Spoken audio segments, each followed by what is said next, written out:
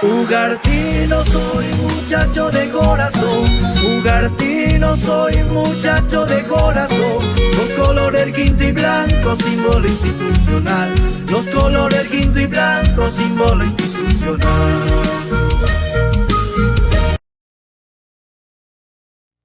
Hola jóvenes, bienvenidos a su clase virtual de literatura. Soy el maestro Juan Cajas y hoy hablaremos sobre el Prerrenacimiento a la literatura del siglo XX. Empecemos. ¿Qué es el Prerrenacimiento? Aquí tenemos unas características. Se da inicio a finales de la Edad Media. Surge las lenguas romances, conocemos como el latín vulgar, que es más usado por aquí, en esta corriente. El tema religioso combinado con lo amoroso, histórico, científico, etc. ¿Qué quiere decir? Que aquí va a predominar el teocentrismo. Dios va a ser el centro todavía sobre todas las cosas, pero poco a poco aquí, en esta corriente, se va a ir desligando. Tenemos a los representantes, como lo es Dante Alighieri con la obra La Divina Comedia, Giovanni Boccaccio con la obra Decameron, Francesco Petrarca con la obra Cancionero. Cada uno de estos representantes tenían una musa de inspiración, vamos a decirlo así. Dante Alighieri tenía a Beatriz, quien lo pone como personaje en la obra La Divina Comedia, ¿correcto? Giovanni Boccaccio tenía a María, que en su obra lo llama Fiammetta, y es considerado como el maestro de la prosa italiana y como el poeta humanista, ¿correcto? Y Francesco Petrarca, Cancionero, con su musa inspiradora que es Laura. Es considerado como el maestro del soneto y padre del humanismo. Con él se va a estar dando paso o entrando ya al antropocentrismo, donde el hombre es el centro de todas las cosas, vamos a decirlo así. Bien, también la obra, haciendo una aclaración aquí de Dante Alighieri, solo se llamaba comedia. Pero ¿quién le pone este calificativo de la divina? Lo pone su amigo Giovanni Boccaccio. Él lo pone este apelativo, vamos a decirlo así, o adjetivo, La Divina Comedia, ¿correcto? Bien, me gustaría que lo repasen esto, chicos. Está en el compendio todos los argumentos de dichos representantes. Continuamos. El Renacimiento. ¿Qué es el Renacimiento? En el Renacimiento ya se da un avance científico y tecnológico. ¿Cómo así? Se puede decir que aquí se crea la imprenta por Gutenberg, el descubrimiento de América, la aparición de los protestantes. Aquí aparecen los protestantes más que nada para dar decaimiento al teocentrismo. ¿Cómo así? Los protestantes decían, ¿no?, que hay un solo Dios y no puede ser una imagen adorarlo como si fuera Dios. Tenían otras formas de creencias, tal vez lo podríamos decir. Bien, y aquí se da un paso al antropocentrismo ya, donde el hombre es el centro de todas las cosas, ya no Dios, ¿correcto? Eso es la diferencia del Prerrenacimiento, ¿correcto? Y el Renacimiento, pues, ¿dónde nace? ¿Dónde? En Italia, ¿correcto? En Italia. Bien, también nos dice que es una imitación del arte grecorromano. Aquí quieren imitar a la literatura clásica, copiar su fondo y forma y la manera de expresión. Culto a la razón. Decían que el mundo avanza y hay una razón para explicarlo, ¿verdad? A eso van a hablar sobre más de la razón. Amor a la naturaleza como un símbolo de perfección. Para la naturaleza lo era todo, ¿correcto? Vamos a sus representantes. Como nace en Italia, tenemos aquí a uno de sus máximos representantes, a Nicolás Maquiavelo, con la obra El Príncipe. También tenemos a Ludovico Ariosto con Orlando el Furioso. Y en Francia tenemos a Francisco de Rabelais, con la obra Gargantúa y Pantagruel. Esto también hay argumentos en el compendio, chicos, repásenlo. Continuamos con el barroco. El barroco. ¿Dónde nace el barroco? ¿Dónde? En Europa, ¿correcto? Se da en Europa. Se va en contra del Renacimiento. ¿Por qué se va en contra del Renacimiento? Porque para ellos todo era apariencia. La naturaleza no era perfecta, sino engañosa, dice para ellos. ¿Ve? Por eso se va en contra del Renacimiento. Tendencia exagerada. Lo hemos visto en la obra, por ejemplo, de Shakespeare, de Hamlet o Romeo y Julieta. Exageran, ¿no?, los casos. Unos chicos que se conocen de la noche a la mañana y ya se enamoran, ¿no? Correcto. Libertad en creación. Crean una literatura libre. Y aquí tenemos su representante principal, que es William Shakespeare, con la obra Hamlet. También podemos considerar a Romeo y Julieta. ¿Correcto? Pasamos al siguiente. El neoclasicismo. El neoclasicismo, ¿dónde nace? En Francia. Correcto, en Francia. Es llamado también como el siglo de las luces, porque se dio importancia a la educación y al conocimiento, porque la ciencia y la razón eran los verdaderos motores de progreso. ¿Qué dice aquí? Se opone al barroco. ¿Por qué se opone al barroco? ¿Por qué? ¿Por qué hemos dicho? Porque el barroco tenía una tendencia exagerada, ¿verdad? Tendencia exagerada. Aquí vuelven la imitación a los greco-latinos. ¿A quién? A la literatura clásica, ¿correcto? Y tiene un fin didáctico, como acabamos de decir, el conocimiento y la razón eran el verdadero progreso.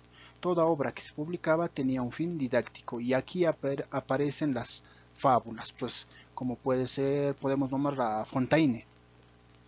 Y entre ellos tenemos a otros representantes. Tenemos a Jean-Baptiste Poquelin, que es conocido como Molière, con su obra El Avaro. Pierre Corneille, El Cid. Jean Racine, Andrómaca. ¿Correcto? Estos argumentos también están en el compendio, repásenlo, chicos. Ahora pasamos al romanticismo. El romanticismo, ¿dónde nace? En Alemania, ¿correcto? En Alemania. ¿Qué nos dice? Se opone al neoclasicismo. Ahora, ¿por qué se opone al neoclasicismo? Más que nada se va a oponer al neoclasicismo por la antigüedad y la mitología que se llevaba. Aquí no quieren hablar o saber de eso, ¿correcto? Predominó el sentimiento sobre la razón. Ya, predominio del sentimiento sobre la razón. Aquí más van a hablar de temas amorosos y no nada que ver con la razón, ¿correcto? Culto al yo, van a hablar de su personalidad, de la experiencia propia de cada uno y hasta inventándola, se le puede decir, inventándola, fantaseándola. Tenía una expresión libre. Revalorización de la naturaleza. Toman la naturaleza como contexto de expresión, tal vez. Vamos a ver cuáles son sus representantes. Tenemos en Alemania a Johann Goethe con las cuitas del joven Werther, el principal representante. Francia tenemos a Victor Hugo con Los Miserables. También tenemos a Alejandro Dumas con El Conde de Montecristo. Y en Estados Unidos tenemos a Edgar Allan Poe con la obra Narraciones Extraordinarias.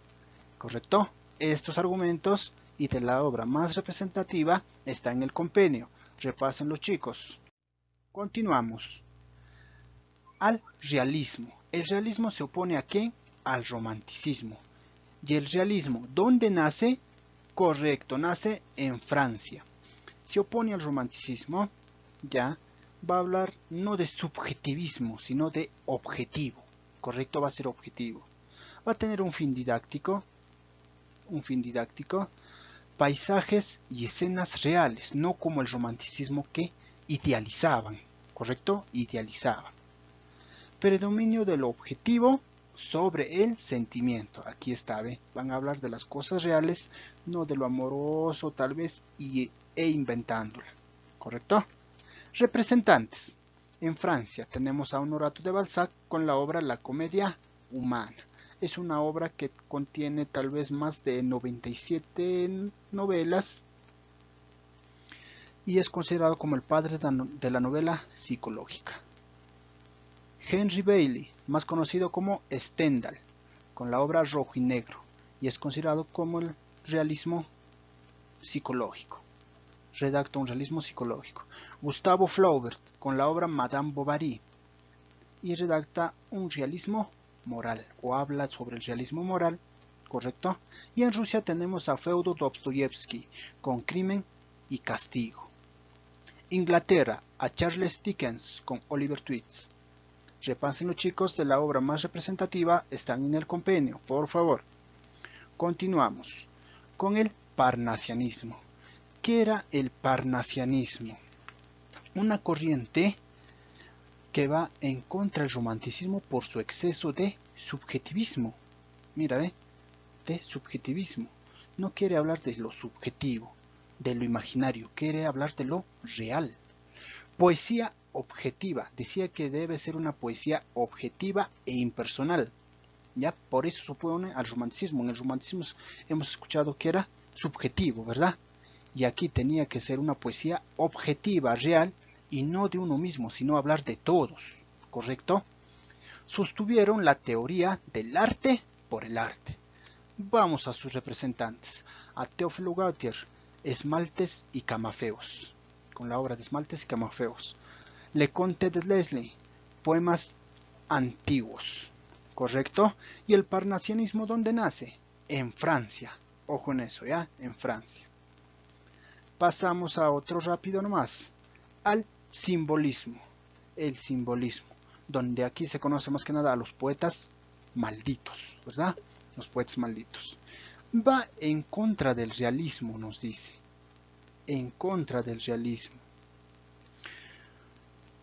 ¿Por qué será en contra del realismo? Quieren hablar de la sociedad, pero también quieren hablar como un poco de poesía ellos. Expresar sus ideas y sentimientos y valores mediante símbolos, ¿correcto? Libertad en la prosificación. No siguen unas reglas que comúnmente se seguía. Aquí tal vez pueda parecer una poesía de estilo libre. Lo mismo que aquí está, ¿no? Renovación poética, ¿correcto? Una poesía basada en símbolos. No decirlos directamente, sino tal vez con otras palabras. Interés por lo subjetivo e irracional, no como el realismo que era objetivo, ¿ve? A eso se opone el simbolismo, ¿correcto? A eso se opone. Aquí quieren lo subjetivo e irracional, no la razón que era un medio para explicar lo que sucede en el mundo y por qué avanza, ¿verdad? A eso se opone al realismo también, ¿correcto? Sus representantes, que son conocidos como los poetas malditos. ¿Y quién pone ese apelativo, los poetas malditos? Es Paul Verlaine, ¿correcto? Bien, el iniciador, el fundador, es Charles Baudelaire, con la obra Las Flores del Mal. Una excelentísima obra, les recomiendo que lo lean. Paul Verlaine, Romanzas sin palabras, también una grandiosa obra. Arthur Rimbaud, Una temporada en el infierno, también una grandiosa obra. Stefano Bellarmine, La siesta del fauno, también una grandiosa obra, chicos. Son los poetas malditos que su expresión se va a decir tal vez que es a través de símbolos. No lo van a decir directamente, sino usando otras palabras para mencionarlos. Entonces, también podemos aclarar aquí que tal vez, más que nada, tenían una característica muy común esto del simbolismo. Aquí tal vez aparecen los homosexuales, tal vez podríamos decirlo, porque aquí Arthur Rimbaud diríamos que se enamora de Paul Verlaine, un joven que se enamora de Paul Verlaine. Aquí también otros consideran a quién, a Federico García Lorca. ¿Por qué lo consideran a él? Porque él también fue homosexual, ¿ya? Correcto. ¿Y el simbolismo dónde nace? En Francia, pues chicos, ¿correcto? Bueno chicos, todo lo que he mencionado, y sé que ha sido muy rápido, pero he mencionado las partes principales importantes más que nada, y a los escritores más representativos. Revisen el compendio, ahí está todo chicos. Gracias y hasta la próxima.